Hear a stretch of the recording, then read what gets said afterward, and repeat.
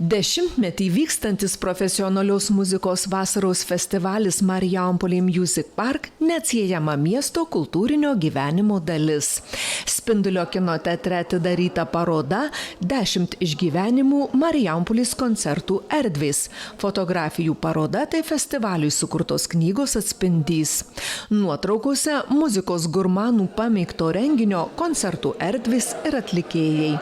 Įspūdingiausias akimirkas užfiksavo fotografai Teodoras Biliūnas, Reda Brazytė, Dainius Čėpla, Vytautas Kuralavičius, Danguolė Micutienė, Irma Norbutaitė, Edita Orinienė, Ričardas Pasiliauskas ir Vytenis Kuroblas. Kai projektavau 10-ąjį festivalį, pastebėjau, kad festivalis, jo koncertai yra įvykę 10 Marijampolės erdvių.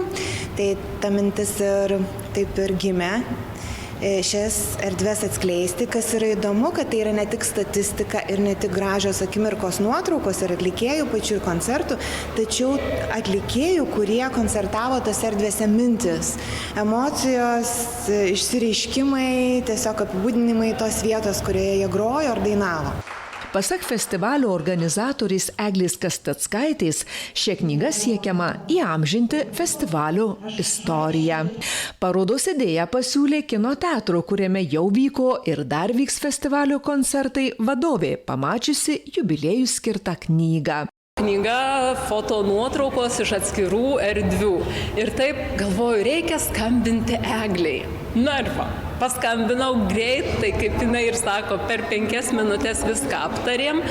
Viskas buvo aišku, suplanuota, kas ką darys, ką dėsim. Jinai nuotraukas atsiuntė, sudėjom į plakatus, paruošėm ir štai, paroda kabo. Ši paroda pirmasis klasikinės muzikos ir džiazo festivalio Marijampolė Music Park renginys. Festivalis mėgstantis eksperimentuoti ir klausytojams dovanojantis įdomias programas, toks bus ir šiais metais. Jo tema – 10-mečio draugai.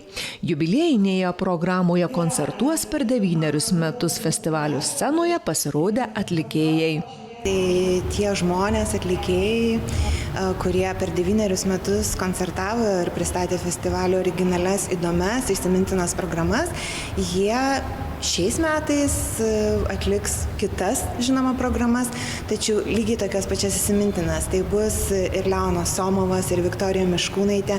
Simboliška labai, kad festivalį atidarys ir uždarys Švento Kristoforo orkestras. O paroda Spindulio kino teatre veiks iki rugsėjo 4 dienos.